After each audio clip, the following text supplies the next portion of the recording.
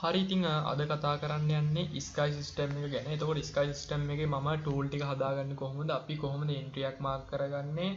අපි TP12 කොහොමද mark කරගන්නේ? ඒ වගේ දේවල් ගැන මම වීඩියෝ දෙකක් අරන් ආවා. ඉතින් මේ වීඩියෝ දෙක මම ඩිස්ක්‍රිප්ෂන් එකේ දාන්නම්. ඕන කෙනෙක් ඉන්නවා නම් ගිහින් බලන්න පුළුවන්. ඉතින් ඉගෙන ගන්න ආස කෙනෙක් ඉන්නවා නම්. හරි. එතකොට මම අද normal දෙතුන් දෙනෙක් කියලා තිබ්බා පොඩ්ඩක් ඒක අපිට තේරුණා මදි පොඩ්ඩක් අයත් පොඩ්ඩක් එක්ස්ප්ලেইন කරන්න ස්කයි සිස්ටම් එක කියලා. එතකොට එයාලා කියපු නිසා ඉතින් මම පොඩ්ඩක් එක්ස්ප්ලেইন කරන්න හිතුවා මේ ස්කයි සිස්ටම් එක කියන්නේ මොකක්ද කියලා. එතකොට මේකෙන් ඔයාලා හොඳ එන්ට්‍රීස් ගන්න පුළුවන්. ඉතින් වීඩියෝ දෙක බලපු අය දන්නවා. ඉතින් අද එකෙන් පොඩි ඇනලයිස් එකක් කරන්න යන්නේ. හරි. එතකොට මේකෙන් ගොඩක් අය ගෲප් එකේ දාලා තිබ්බා මේ ඇනලයිස් කරලා මේක 190ක් විතර වැඩ කියලා මාකට් එකේ. හරි.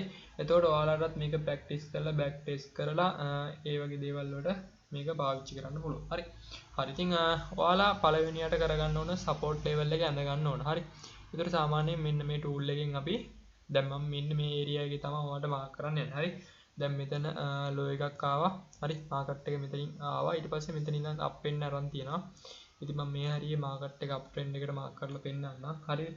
හරි. ඉතින් මම දැන් මෙතන ලෝ එකේ ඉඳන් මෙන්න මෙතන ලෝ එකේ ඉඳන් මෙන්න මෙතන හයි එකට මම මෙන්න මේ ටූල් එක ඇඳ ගන්නවා. හරි. ඒතකොට මේ ටූල් එක ඇඳගත්තට පස්සේ ඔයාලට normal මම SR කියලා ටූල් එකක් මම ඔයාලට level ටිකක් create කරා. ඉතින් මේ level ටික මෙන්න මේ විදිහට මෙතන ඇඳ ගන්නවා. හරි. low එකකින් ඉඳන් high එකට. ඒ කියන්නේ up trend එක කරන low එකකින් ඉඳන් high එකට. දැන් මෙතන තමයි මාකට් එක මේ හරිය තියෙනවා කියලා හිතන්න. හරිද? හරි. ඉතින් ඊට පස්සේ අපි මෙන්න මේ මෙතන මේ තියෙන level දෙකට මෙහෙම zone එකක් mark කරගන්නවා. එතකොට මේ zone එකට අපි කියන්නේ support zone එක කියලා. හරි. එතකොට මේක support area එකක් විදියට අපි මාක් කරගන්න. හරි. එතකොට සපෝට් එක විදිහට ඒක මාක් කරගන්නවා. ඊට පස්සේ මම මේ ටූල් එක උඩ ටච් කරලා ඉතින් මම සේව් කරලා තියෙන නිසා SK system කියන ටූල් එක මම මෙන්න මේ විදිහට දාගන්න. ඉතින් ඒකෙන් ඔයාලා බලගන්න පුළුවන් ඒ level ටිකම තමයි තියෙන්නේ. මේ එක ටූල් එකෙන් ඔයාලට මේ level ටික මාක් කරගන්න පුළුවන්. මම අර ඔයාලට පොඩ්ඩක් අර මේක පැටලෙන නිසා තමයි මේව වෙන වෙනම ටූල් ටිකක් ඔයාලට වෙනම හඳුන්වලා දුන්නේ. හරි. එතකොට මෙතන අපි මෙතන මෙන්න මේ සපෝට් එකේ ලෝ එකට ඇඳපු එක අපි එන්ට්‍රිය මාක් කරන්න තමයි ඊළඟට යන්නේ. හරි. සපෝට් එක ඇඳලා ඊළඟට එන්ට්‍රිය මාක් කරනවා. ඊළඟට TP1 මාක් කරනවා. ඊළඟට TP2 මාක් කරනවා. එතකොට අපි ඊළඟට කරන්න ඕනේ දැන් සපෝට් එක මාක් කරා. ඊට පස්සේ අපි එන්ට්‍රිය මාක් කරන්න ඕනේ. එන්ට්‍රිය මාක් කරද්දී අපි මෙතන පල්ලෙහාට ගත්ත මෙන්න මේ ඒරියා එක ඒ කියන්නේ මෙන්න මේ ටූල් එකේ මෙන්න මේක ගන්න ඕනේ මේ සපෝට් එකේ අන්තිමට ටච් වුණ තැනට. හරි. අන්තිමට ටච් වුණ තැනට මෙන්න මේක ගන්න. ඒ කියන්නේ මෙතන වික් එකනේ. ඒ කියන්නේ මෙන්න මෙතන වික් එකට තමයි අන්තිමට ටච් වෙලා තියෙන්නේ. ඒ කියන්නේ මෙන්න මෙතන වික් එකට අන්තිමට ටච් වෙලා තියෙන මාකට් එක. හරි. මම එතෙන්න මාකට් එක මෙන්න මේ level ටික ඉතින් එතන මම මාක් කරගත්තා. ඊට පස්සේ අපිට කරන්න තියෙන්නේ ඉතින් මෙන්න මෙතන level 4ක් තියෙනවා. හරි. මෙන්න මේ level 4ට අපිට zone එකක් මාක් කරගන්න තියෙනවා. සාමාන්‍යයෙන් මාකට් එක මෙන්න මේ හරිය තියෙනවා කියලා හිතලා ඔයාලා මේ ඇනලයිස් එක පොඩ්ඩක් බලන්න. හරි. ඒකට මම මේ ගත්තේ මට හොඳ ලෙවල් එකක් තමයි මාකට් එකේ ගත්තේ. මම ඔයාලට මේ ඇනලයිස් එක කරලා පෙන්නන්න. ඒතකොට මේ මාකට් එක ඔයාලා බෑක් ටෙස්ට් කරලා බලන්න ඕන. මේවා ඔයාලට හරියනවද නැද්ද කියලා. හරි. ඒක ඔයා තමයි තීරණය කරන්න ඕනේ. ඒතකොට සාමාන්‍යයෙන් මම මෙතන මෙන්න මේ zone එකක් මාක් කරගන්නවා මෙන්න මේ විදියට. එතකොට මේ zone එක මම දා ගන්නවා entry zone එක විදියට. එතකොට අපි මෙතනින් තමයි entry ගන්නේ. සාමාන්‍යයෙන් අපි මෙතන level 4ක් තියෙන සාමාන්‍යයෙන් පළවෙනි level එක දෙවෙනි level එකකින් ඔයාලා limit එක දාලා තියෙනවා. හරි. සාමාන්‍යයෙන් ගොඩක් අය මේ තුන්වෙනි level එකෙම ගන්නවා. සාමාන්‍යයෙන් මම recommend කරනවා පළවෙනි දෙවෙනි level එකෙන් ගන්න. හරි. එතකොට සාමාන්‍යයෙන් ඔයාලා සාමාන්‍ය මේ හරිය මාකට් එකේදී සාමාන්‍ය stop loss මෙන්න මේ හරිය වගේ තියන්න කිසි ප්‍රශ්නයක් නැහැ.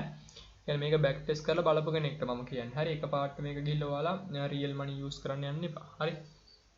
එතකොට අපි entry එකක් මාක් කරගත්තා. හරි. ඊට පස්සේ අපිට තියෙන්නේ TP12 මාක් කරගන්න. එතකොට අපි support level එකත් මාක් කරගත්තා. අපි entry එකත් මාක් කරගත්තා. හරිද? හරි. ඉතින් ඊට පස්සේ අපිට තියෙන්නේ අපේ TP12 මාක් කරගන්න. ඉතින් අපි මෙන්න මේ tool එක අරන් මෙතන මාකට් එකේ support level එක මාකට් එකේ අන්තිමට ටච් වුණ තැන ඉඳන් high එකට අඳිනවා. මෙන්න මේ විදිහට high එකට ඇඳලා අපි entry එක ගත්ත තැනට අදිනවා. entry එක ගත්තේ මම හිතනවා මෙන්න මෙතන entry එක පල්ලෙහාම තැන ඉඳන්. ඒ කියන්නේ entry එක මෙන්න මෙතන යටම zone එකේ යටම තැන ඉඳන් තමයි අපි entry එක ගත්තේ කියලා අපි නිකන් හිතමු. හරිද? හරි. ඉතින් ඊට පස්සේ දැන් මෙතන මම ඇඳේ support එකේ අන්තිමට ටච් වුණ තැන ඉඳන් high එකට ඇඳලා අපේ entry point එකට ඇඳිනවා. ඉතින් ඊට පස්සේ එනවා මේ 0.618යි 0.5 කියන level එක. ඉතින් මේ level එකට අපි zone එකක් mark කරගන්නවා. ඉතින් මේක තමයි අපේ TP1 වෙන්නේ. හරි. එතකොට මේක අපිට TP1 විදිහට අපිට මාක් කරගන්න පුළුවන්. හරි. එතකොට සාමාන්‍යයෙන් මම මේක TP1 කියලා මෙන්න මේ විදිහට මාක් කරන් තියෙන නිසා මට ඒක normal use කරන්න පුළුවන්. ඉතින් ඊට පස්සේ අපි කරන්න ඕන TP2 මාක් කරගන්න එක අපේ මාකට් එකේ. හරි. අපේ ඇනලයිස් එකේ TP2 මාක් කරගන්න තියෙන්නේ. ඉතින් ඊට පස්සේ අපි කරන්නේ මෙන්න මෙතන දැන් මෙතන අපි මාක් කරේ සපෝට් එකේ අන්තිමට ටච් වුණ තැනනේ. අපි ඒක අරන් යනවා මෙන්න මෙතන සපෝට් එකේ අන්තිම ලෙවල් එකට. හරි. ඉතින් ඔය විදිහට සපෝට් එකේ අන්තිම ලෙවල් එකට අරන් ගියාට පස්සේ අපි අර TP1 එක පොඩ්ඩක් එහෙම වෙනවා. ඒක ඒ කියන්නේ මේ ස්ට්‍රැටජි එකේ හැටි. හරි. එතකොට මේකට අපි ආයි TP1 මාක් කරන්න යන්නේ නැහැ. අපි දැන් මෙන්න මෙතන උඩ තියෙනවා ලෙවල් එකක් මම ඒක ඔයාලට පෙන්නන්නම්. ඉතින් මේ උඩ ලෙවල් එකට අපිට මෙන්න මේ විදිහට TP2 මාක් කරගන්න පුළුවන්. හරි.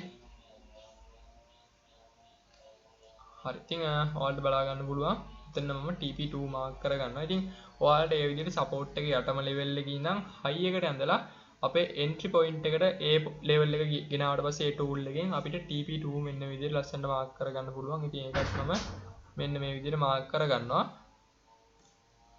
හරි. ඉතින් ඔයාලට බලා ගන්න පුළුවන්. මම ඒකත් මෙන්න මේ විදිහට මාක් කරගන්නවා. හරි. ඉතින් ඊට පස්සේ මම මේ ටූල් එක අයින් කරගන්නවා. ඉතින් සාමාන්‍යයෙන් මේ ටූල් එකට මම sky system කියලා තමයි සේව් කරලා තියෙන්නේ. ඉතින් ටූල් ටික හදාගත්තේ නැති කෙනෙක් ඉන්නවා නම් මම වීඩියෝ දෙක ඩිස්ක්‍රිප්ෂන් එකේ දාන්න. එතකොට වීඩියෝ එකේ එන්ඩ් එකක් ඒ වීඩියෝ එක මම දාන්නම්. ඉතින් ඒක ඔයාලට බලන්න පුළුවන්. හරි. හරි. ඉතින් මේ ටූල් එක මම අයින් කරගන්නවා. ඉතින් අපි normal analyze එක කරාට පස්සේ අපිට තියෙන්නේ අපේ ABC මෙන්න මේ විදිහට ලකුණු කරගන්න. හරි. සාමාන්‍යයෙන් අපි මේ ටූල් එක use කරන මේකේ අපි sky system එකේ ටූල් එකක් විදියට. හරිද? එතකොට මෙතන high එකේ ඉඳන් low එකේ ඉඳන් high එකට ඇඳලා අපේ entry point එකට ඇඳලා අපි අරන් යනවා මෙන්න මේ විදියට TP2 දක්වා. හරි. එතකොට සාමාන්‍යයෙන් මේක මෙන්න මෙතන point එක B තියෙන. ඉතින් මේක පේන්නේ නැහැ. හරි. එතකොට මේ මාකට් එක නිසා පේන්නේ නැහැ. එතකොට මෙතන තියෙන්නේ B, මෙතන A, මෙතන B, මෙතන C. හරි. C තමයි අපේ TP2 මාක් වෙන්නේ. එතකොට අපි B එකෙන් තමයි entry එක මාක් කරන්නේ. හරි. entry මාක් කරන්නේ B එකේ. හරි. මෙතන support එක යටම තැන ඉඳන් බලලා ඇඳ ගන්න. හරි. එතකොට අපිට ලස්සන analyze එකක් බලා ගන්න පුළුවන් මෙන්න මේ විදිහට මාකට් එකේ. ඉතින් ওই විදිහට තමයි sky system එකෙන් analyze කරන්නේ. එතකොට තව ගොඩක් strategy මට ඔයාලට කියලා දෙන්න තියෙනවා. ඉතින් ඒ වගේ strategy දැනගන්න ඕන අපිව follow කරලා තියාගන්න. ඉතින් ඔයාලට පුළුවන් description එකේ මම දාලා තියෙනවා Telegram channel එකේ link එක. ඉතින් ඒකෙන් join වෙලා මේ වගේ update බලා ගන්න පුළුවන්. market update ඒ වගේ දේවල් බලා ගන්න පුළුවන්. කැමති කෙනෙක් ඉන්නවා නම් join වෙන්න පුළුවන්. හරි. එතකොට මේකේ ගොඩක් දේවල් තව ඉස්සරහට කතා කරන්න තියෙනවා. සාමාන්‍ය stop loss කියන්නේ කොතනද? මම කියපු point එක stop loss use කරන්න කිසි ප්‍රශ්නයක් වෙන්නේ නැහැ. ඒතකොට 90%ක් විතර මේක මාකට් එකේ වැඩ කරනවා. ඉතින් මේක ප්‍රැක්ටිස් එකත් එක තමයි අපි මොන වගේ තැනකටද මේක මාක් කරන්න ඕන, ඇනලයිස් එක කරන්න ඕන කියලා හැදෙන්නේ.